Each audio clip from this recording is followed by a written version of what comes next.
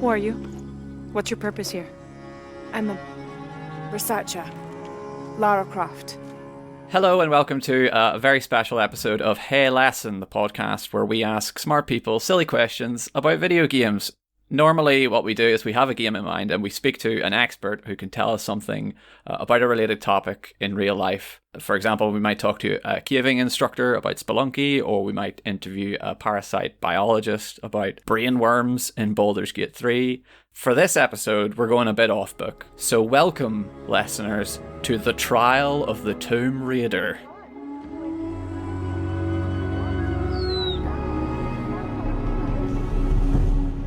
Spooky. We are going to be talking about Lara Croft, the trigger-happy adventurer of the Tomb Raider games. Specifically, we're going to be asking the question, is Lara a good archaeologist? It's something of a loaded question, or a leading question, but to help us answer it, we have not one expert, not two experts, but three experts. And they are all here with me now. I'm going to let you all introduce yourself. Hi, I'm Imogen Meller. I'm a games journalist. I work for Gaming Bible, but I've worked in various other outlets. I'm here not because I'm a games journalist, but more specifically, I'm an archer of a few years. I do Olympic recurve archery, and I did so for the University of Birmingham. And I've written about and screamed internally about archers and games being inaccurate and a bit silly for the last few years. So yeah, that's me. Yeah, I'm Alex Fitzpatrick, almost Dr. Alex Fitzpatrick. I just successfully defended my PhD. Hey, congrats. Thank you. I just wanted to get people to say congrats. That's why I mentioned it.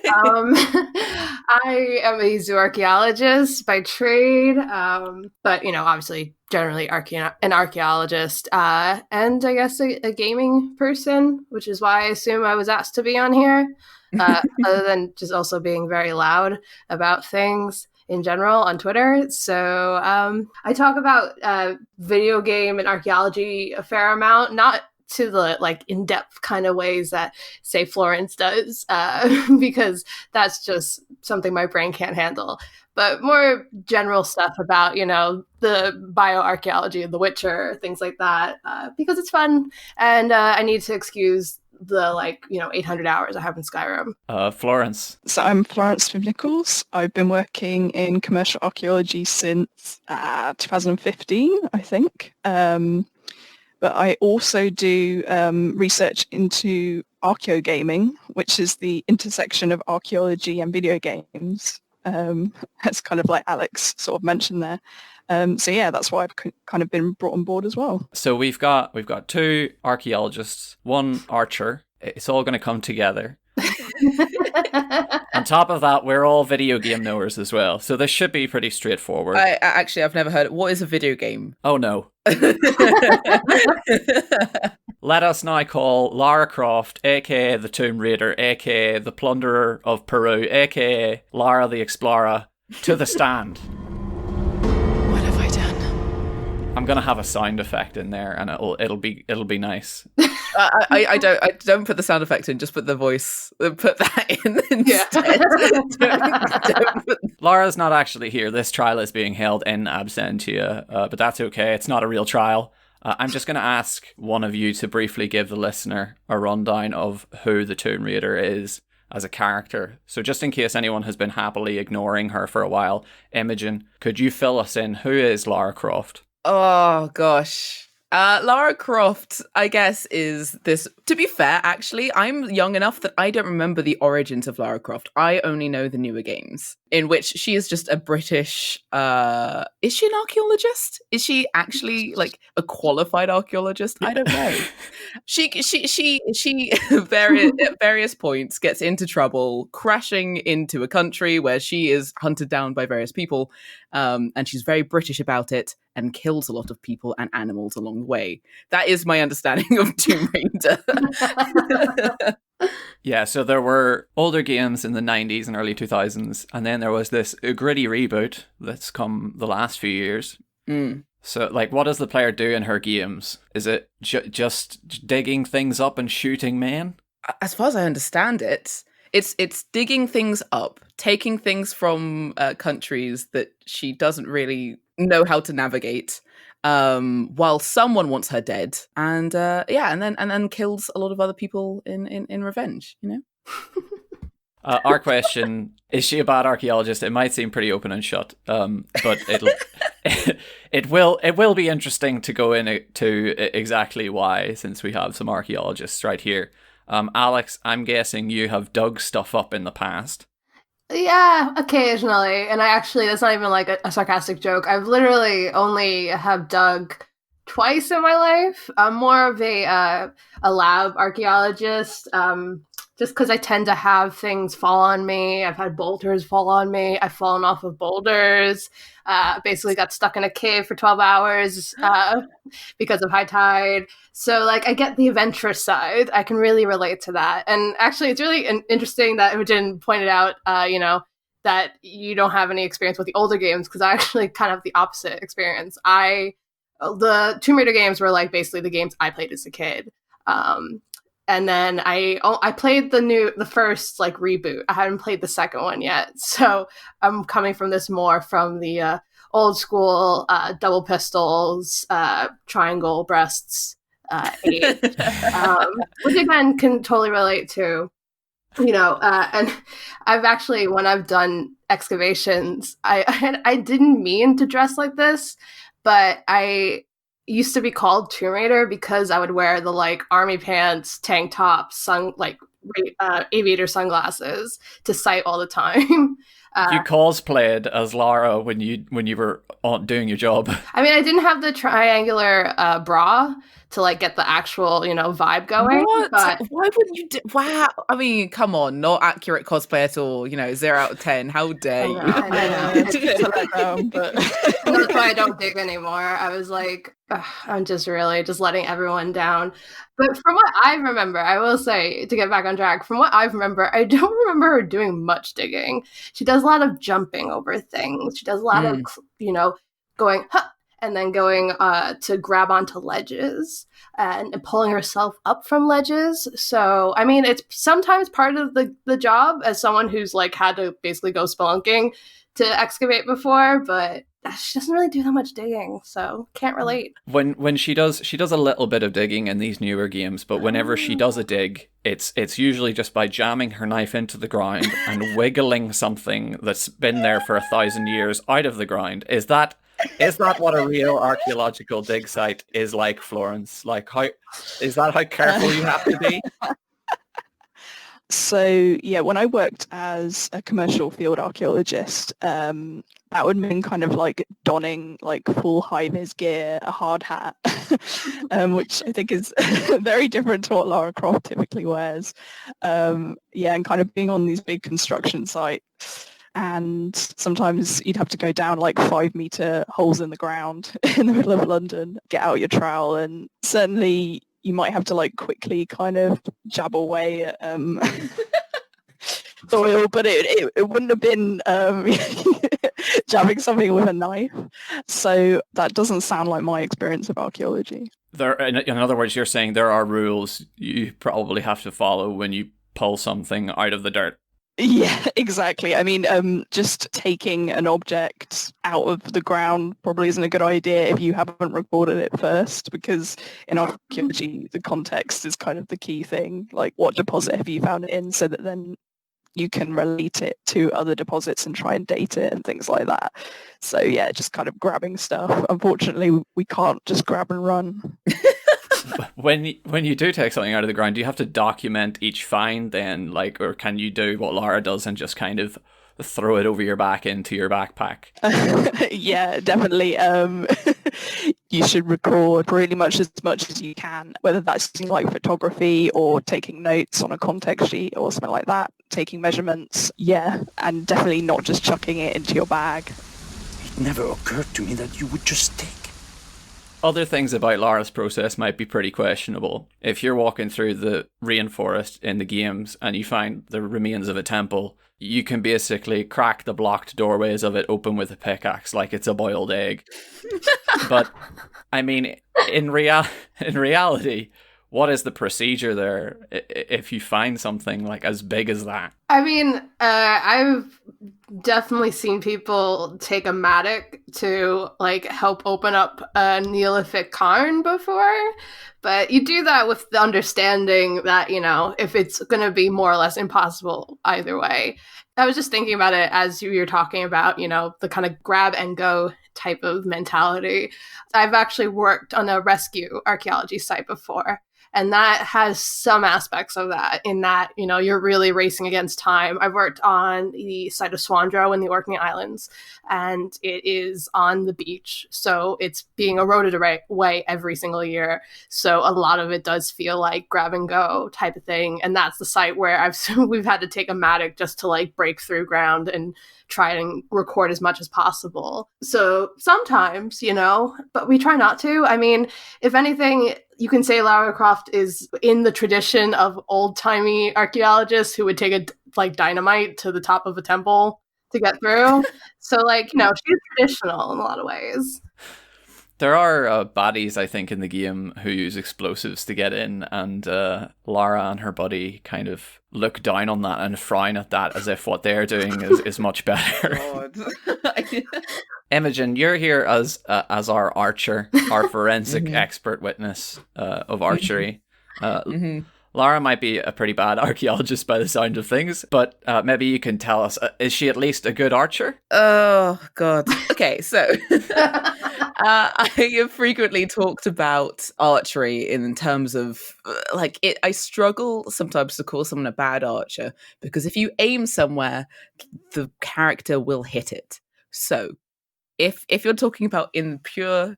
you're aiming and you're firing and it's hitting, that's fine. If you look at any semblance of form with Lara, it's exaggerated and silly, and she would have absolutely caused herself so much physical damage that it makes me cringe a little bit when I see gameplay, because I'm just like, oh God, all of the skin on your arm is gone now. You shouldn't have skin there. Why would it hurt her arm in that way though? So with archery, so I do Olympic recurve, and there's like different versions of archery. But you know, they're all basically bring string to face with arrow loaded, let go of string, arrow goes flying. One of the big things that anyone who starts archery for the first time knows is that you can't, like, if you let go of that string, and you can't see me right now, but I'm physically putting my arms up and firing a shot in my head to talk about this. If you let go of the string and your arm is anywhere in the way, the arrow, the string that is now, you know, loaded minimum like 30 pounds worth of weight, will skip along your arm and hit it, and, you know, sometimes, at least bruise it quite badly. But in some of the gameplay, she is firing our arrows pretty far with compounds, and it would just take off the skin on her arm. It just would. Ow. Yeah, I mean, not to mention the fact that sometimes she draws the string into her armpit and would punch herself in the face at some points. I think it's like there is so much inaccuracy to that, but again, she's hitting the thing she's supposed to hit, and she's doing it well, and she can kill 3 people in under a second. So is she a bad archer? Kind of no. In other ways, yes. She sometimes shoots her bow in a cool sideways fashion. Is that a thing that archers do? Not really. The problem is that as soon as so if you're thinking about a bow being upright, very classical, there is nothing in the way between your face, where you should bring the arrow to, right? And where your hand is, where the bow actually is. If you turn any bow sideways and think about the distance between your armpit and your hand and your face and your hand, it's shorter, right? That's just how things work. Which means that it would be less poundage, everything would be off, the arrow would fall off the rest. There are circumstances in which compound bows, which is what Lara does get to eventually, that there are certain rests that are, you know, they can be inverted and the arrow would pass through very cleanly. But you, like with a normal bow, in any circumstance, it should be upright or it won't the arrow won't stay where it's supposed to, and you'll be flying arrows wildly out, nowhere near where you're supposed to be aiming. You do see some trick archers do like sideways bow action, but they're trick archers, and it's not archery.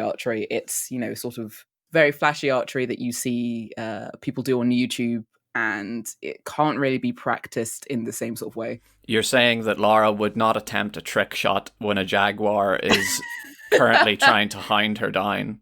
I mean, she does do it, so I can't blame her. I mean, if she was here, if I could talk to Lara, I would love to hear her opinions on how she does that, why she decides to do fancy archery when she's about to die. Like, where does that process come from? Well, I'm afraid Lara didn't accept our summons to court for this episode.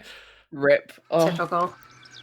To claim her treasure, the adventurer Lara Croft must outwit the king, reach the Forbidden Tomb, and solve the mystery of the White Queen.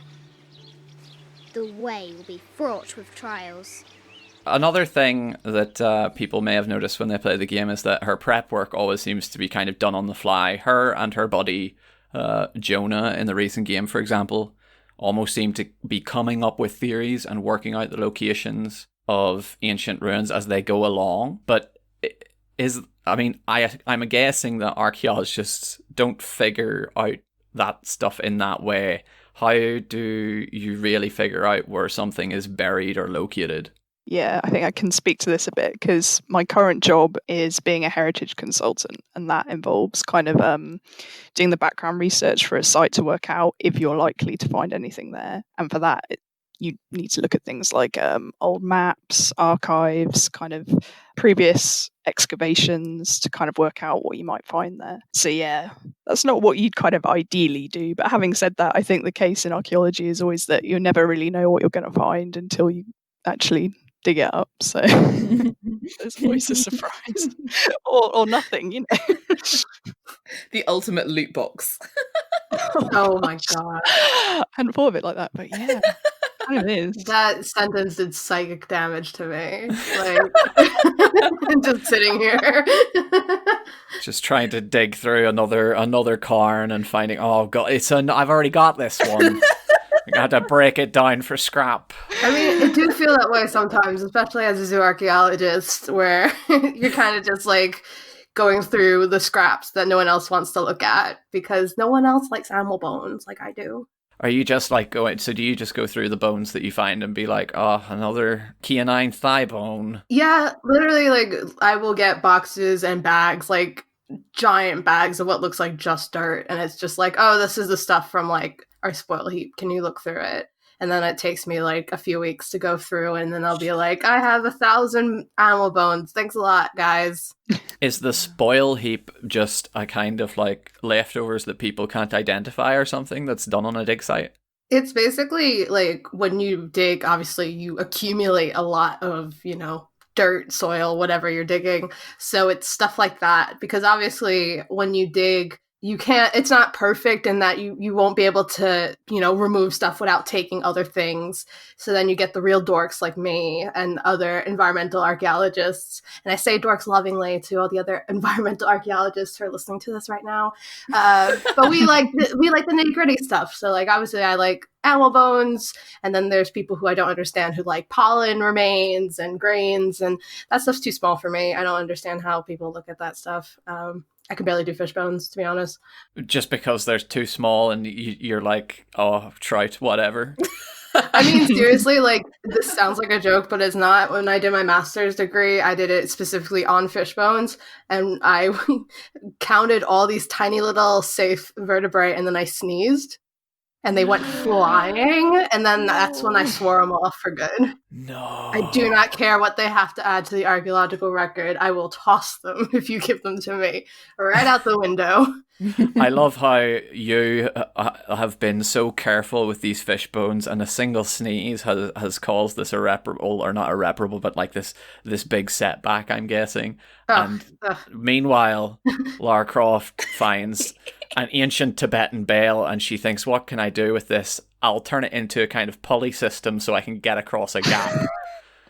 just physical pain when that happens. Just absolute physical pain. Every step she takes, I recoil because I can just think of all the microfauna that she's just stepping on. I mean, Florence could attest to this. When you work on sites, for the most part, I have done the thing where you kind of have to like hop from like one pavement slab to another to not like mess up the soil. So when you see people like Lara Croft just running through an archaeological site, just absolutely doubled up in pain over that. It's very sad. Yeah, I feel like running around an archaeological site is probably the last thing you want to do. Generally, unless there's like, I don't know, something chasing you, which I suppose happens to Lara quite a lot, so maybe that's fair, but otherwise no excuse. I've just got terrible memories of not just Lara but Nathan Drake destroying an entire city or two. I mean, Nathan Drake is a whole other trial. Yeah. Like, that's a whole other.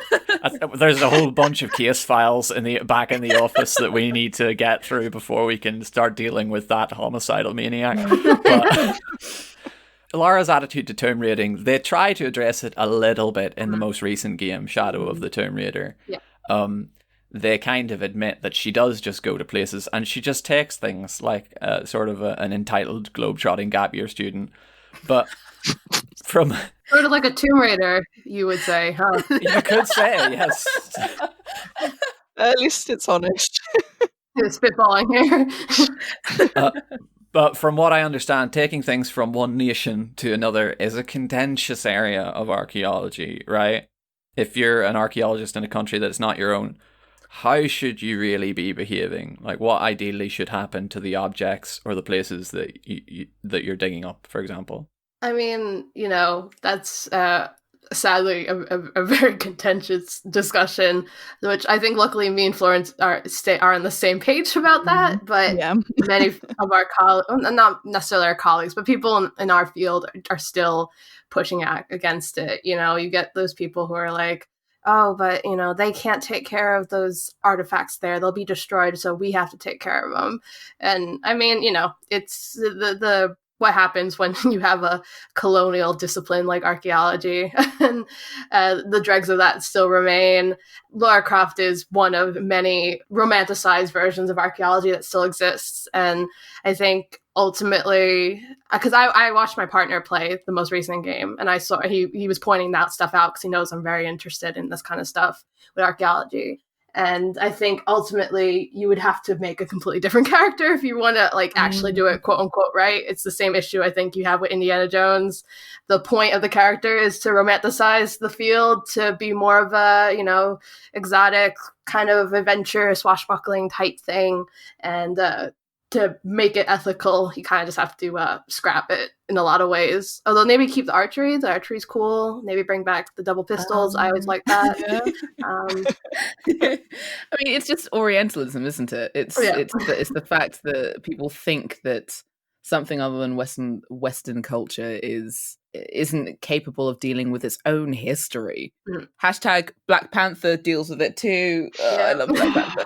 Yeah, I'm not an archaeologist, so I can't really talk on the subject too much. But it's just it's a problem in that I think every archaeologist I can name in any sort of Western media is this savior to these artifacts. They're going to save them. They couldn't be taken care of by the people that actually care about the culture.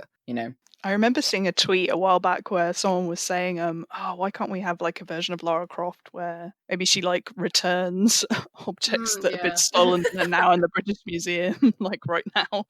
I would play that. I would play the heck out of that. I know, that would be so The Tomb Restorer. The Tomb Repatriator. Oh, I like that. Oh wait, no, cut that out. That's a paper I'm gonna write for Nature or something. Cut this all out.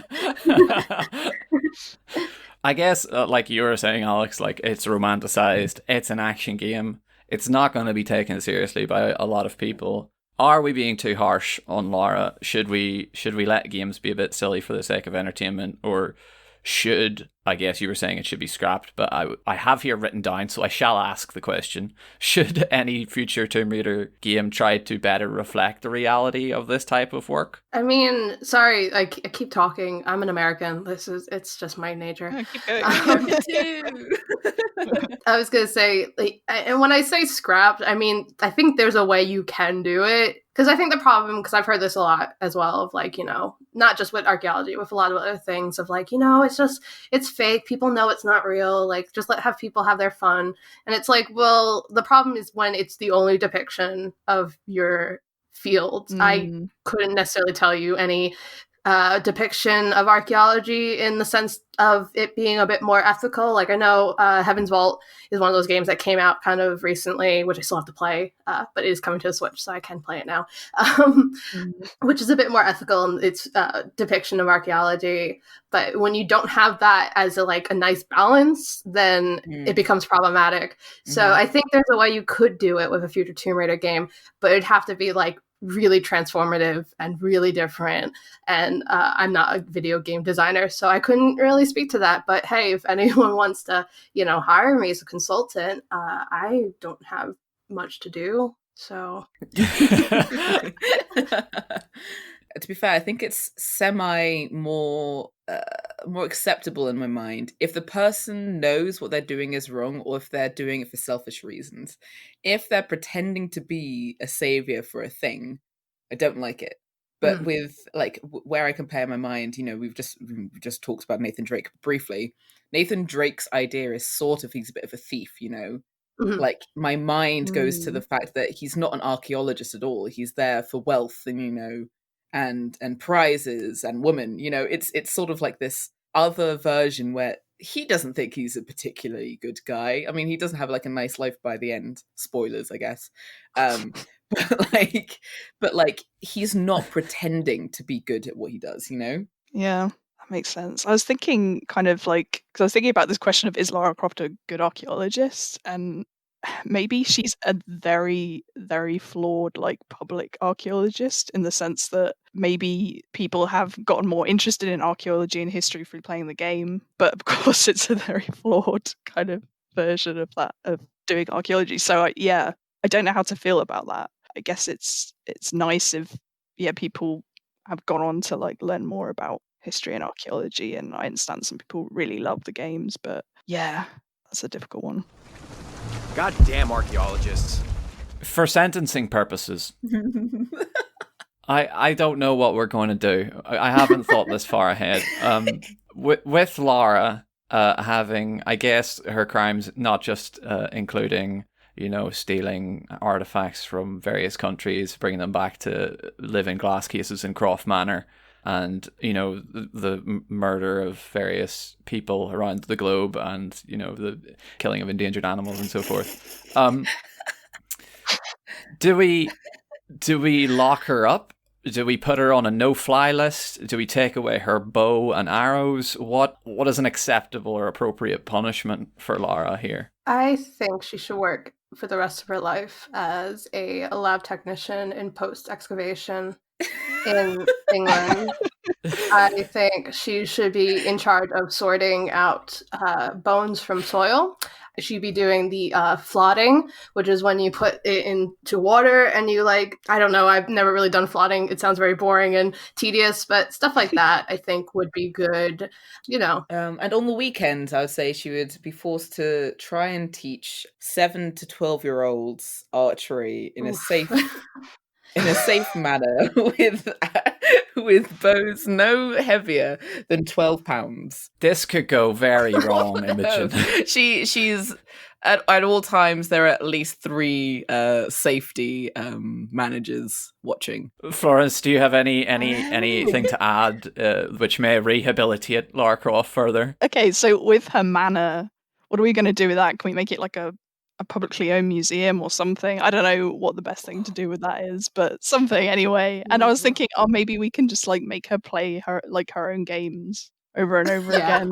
No, actually, that sounds great. Because has anyone tried to play the older games? Because they are very difficult to play these days. I couldn't get past the tutorial of Resurrection. Was that the one?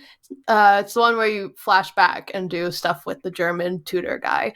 But, oof, man, I could not jump over a chasm like I was supposed to. I don't know how I did that when I was like 8 years old. I've just looked at when the original Tomb Raider was released. The game is older than I am. So, no, I haven't tried to play any of the original Tomb Raiders. I mean, don't. No, I've heard they're just super difficult and super difficult, and because of the graphics, you can't tell what anything is. It's just a blur. Do you like strafing? Because boy, do I have a game for you. That sounds like something you would ask at a bar. Like, hey girl, do you like strafing? You can't even like turn around properly. She has to like do a sidestep strafing thing, and To be fair, I never got into Tomb Raider games, in part because I think I don't know, maybe I've spent too much time doing sociology as my degree, but there's part of me that thinks it's very male gazy, and I just can't I can't play it really while enjoying the character, because I'm just like, why isn't she wearing like the correct things for the situation? Like, why is no matter what, she has just been in a fight for her life and she still looks phenomenal, you know? Like, it's there's a big problem for me trying to play any Tomb Raider. If you look at it, I'm just like, wow, this is just not a game designed for me at all. So I'm just gonna leave it away from me. I'll watch people play it. I watched my little sister play the games, but I didn't play them myself. I was playing a little earlier in the week to try and prepare myself for this, and my wife walked into the room and she looked at Lara and she said, "Is that Lara Croft?" I said, "Yes, that's Lara." And she said, "She has terrible hair." And walked away. And I was too proud to admit that actually the hair in this game is supposed to be phenomenal. I just don't have a good enough graphics card to give her that hair, so she's stuck with this weird Barbie haircut. Oh, amazing. 10 out of 10. Tea, Miss Croft. Lovely. Would you all like to play a small a guessing game, a quiz of sorts about to test your Tomb Raider knowledge? Oh gosh, I'll just say, let us see if there's multiple choice for any of them. That's all I'll say. But yes. Yeah. Go for it. It's basically a true or false thing, so you do have Okay, 50-50 chance of getting these right. Okay, Okay. Cool. I am going to read out some artifacts. All I want to know is this something Lara has looted from somewhere in her past? Okay. Or is it just something she hasn't yet attained? Yeah.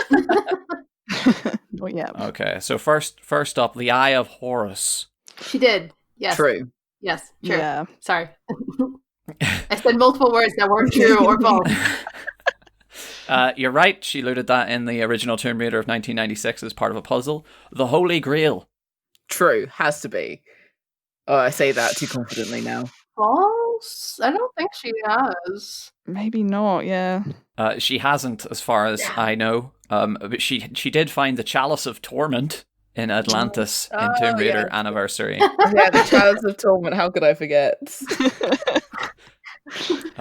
What about the Death Mask of Agamemnon? Ooh. Wasn't there a mask in one of the games that's based on that, but it's not actually that she finds? I was really sorry about this earlier. Could be completely off the mark. Alex, Imogen, do you have any guesses? I'm just gonna go with a solid no for this one because I can't spell the last word. I'm gonna say no because I don't remember her that actively just taking an actual thing. But maybe I'm wrong. She hasn't. It's a bit of a trick question. Her father looted it, and it appears in Shadow of the Tomb Raider in a case in Croft Manor. Interesting. What about Excalibur? I want to say yes, but I feel like it's no. That'd be impressive. Yeah, I don't think so either. Nah. I really don't remember. She has got Excalibur, yes. She found it in Tomb Raider Legend. It is the strongest weapon in the game, and it can kill enemies in one hit. Oh, wow. I want to own Excalibur Damn, Lara Croft gets all the good loot. Like, what can I say? How about the armor of Beowulf? Oh. Oh, Like the CGI armor from the Zemeckis movie, or like specifically that? Like that's what she has. Is that the one that is it Ray Winston wears? I think so. She has the hard drive with it saved on. Yeah, so then the answer is true, obviously. She doesn't have that one, no. Rip. She did find the armor of Horus again in Tomb Raider: The Last Revelation. Yeah, that's the one I do remember that. It's all the ones from like Revelation that I vaguely remember, and everything else I do not. All right, what about Pandora's box?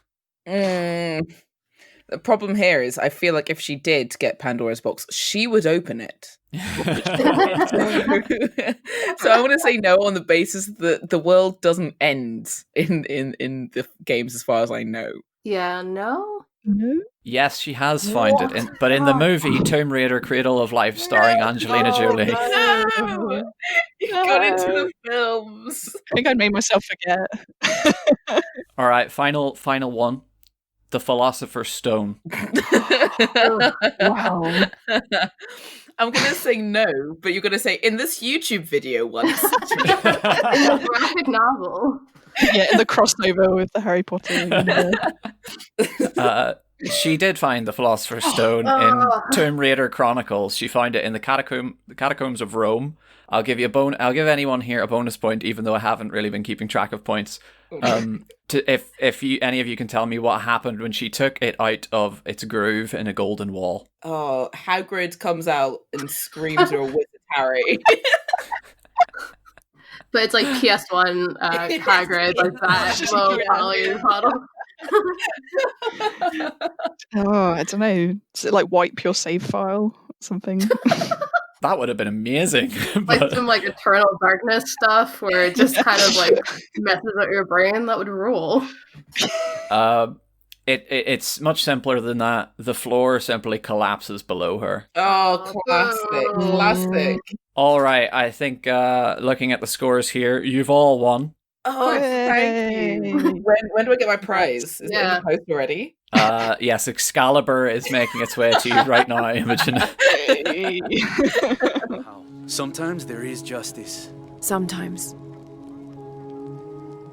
Okay, well, that's all we have time for. We're going to have to leave it here. You've been listening to The Trial of the Tomb Raider, a very special episode of Hey Lesson. Thank you very much to our jury, Florence, Imogen, and Alex. You've all been great. Thank you very much. Thank you very much for having me. Thank you. Yeah, thank you. If people want to hear more from yous, where would they find you on the internet? Like Twitter, Twitch, a website? We can start with Florence. Yeah, I'm on Twitter at Florence SN. What about you, Imogen? I'm perpetually on Twitter at Immomella, and I also do a lot of Twitch streaming at Momento, where the first O is a 0. I didn't put both zeros. Don't ask me why. There was just something that, never occurred to me. But yeah, those two places, and Instagram at Immomella as well. And Alex? For my sins, I am also always on Twitter at ArchaeologyFits. I'm also on Instagram under at ArchaeologyFits. I am the co-host of a podcast about zooarchaeology called Archaeoanimals, which you can find wherever, or I don't know, whatever. And I have a blog, animalarchaeology.com, which all the other zooarchaeologists are mad at me for getting that domain name. Ha! Cool. I have listened to an episode of the podcast where you talked about Mass Effect, the bioarchaeology of, zooarchaeology of the monsters in Mass Effect, like giant worms and stuff. Oh, my bad takes on how I romance everyone's least favorite character in Mass Effect, and I'm still awaiting the hate mail for that. Yeah. You do romance in Mass Effect? Yeah. I am a Caden romancer, and I do it for all 3 games of Mass Effect. And some people will never let me live that down. Listen, I like a nice, boring life to balance out the rest. Let me live. Just you and Caden counting out your fish bones. Yep. The dream, truly. No judgment here. It's fine. Cool. I've been Brendan Caldwell, your host, and I'm going to do some shout outs at the end of this podcast as a Christmas treat. So if you're a supporter of the show, please stick around to hear that. If you have enjoyed this episode or others and you want to become a supporter, you can do that too. For $2 a month on Patreon, you can help us keep going without ads or sponsors, and you also get extra goodies, including access to full unabridged interviews, behind the scenes updates, and bonus episodes. Just head to patreon.com/heylesson or check the link in the show notes. But for now, once again, a big thanks to our three experts, multi-talented experts, and to everyone at home. Keep lessoning. Goodbye. Bye. I had it all wrong. I thought that taking control of my life meant venturing out to do something extraordinary. I thought I had to fix everything. Hello, if you're still listening, then that means you're listening for a shout out, because I have a list of patron names in front of me here. Normally, nobody gets a shout out really ever unless they pledge at a super high tier, but it is the holidays, so I thought I would give a little heads up or a little hi and thank you to everyone. There's not that many people, it's only 63 people, so listen out for your name. So I'm just going to run through them in alphabetical order, and that should be all right. Thank you, Adam, for example. Adam, thank you. Alighieri, thank you very much. Alan, cheers. Alexi, thank you. Alex Tobacco, great, thank you very much. Good work. Russian Alex, good man yourself. Ashley, thank you. Becca, thank you. Charles, good work, thank you very much, bud.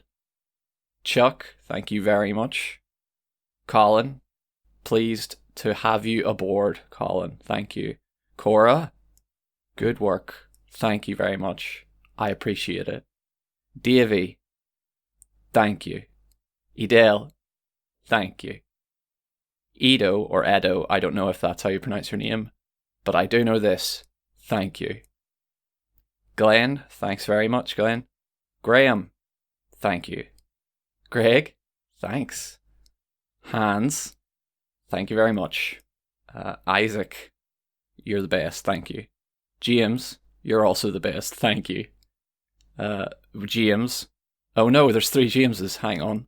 James G, thank you, you're the best. James H, thank you, you're the best. James Q, thank you, you're the best. You're all my favourite James. Jeff Zumanji, thank you very much. Joe G, good work, cheers. Johan or Johan, either way, I give you my thanks. John, oh no, there's 4 Johns. John M, oh no, there's 2 John M's. Hang on, let me just get this right in my head. Dead Bob John, thank you very much. John M, who isn't Dead Bob John, or for whom Dead Bob means nothing, if that's you, thank you very much. John Quest, thank you. John C, thank you. Kester, cheers. Christian, thanks. Lillian, thank you. LJ Fox, you're the best. Thanks very much. Marcus, I'm so grateful. Matt Cox, I am so grateful. Maurice, thank you. Michael, the only one Michael, thank you. 2 Mortons, hang on. Morton B, great work. Please keep it up. I thank you. Morton E, I thank you from the bottom of my heart. NK, thanks so much. Nick Rubin, what a good boy. I thank you. Owen, thank you. Patrick, no, thank you. Paul, no, thank you. People make games, thank you. Petri, Petri? Oh no. However you say that, I apologise, and I want to say thank you. Rashid, thank you very much. Rhesus, thank you. Armel Holland, thank you. Richie H, thank you. Robert, this is getting... I'm having a hard time coming up with synonyms, Robert. Synonyms for thank you, but thank you. Rory. Guramila Moyogat. Rory. Thank you. Rowan B, thank you very much. Sam C, thank you very much. Samuel C. Thank you very much. I'll leave it to both of you to figure out who's who. Scarlet. Thanks. I appreciate it. Sebastian. That's good work, Sebastian. Thank you. Oh no, all the Toms have arrived at once. Tom C. Thanks. Tom D. I couldn't do it without you. Tom H. I really am grateful. Rycon. I am super grateful.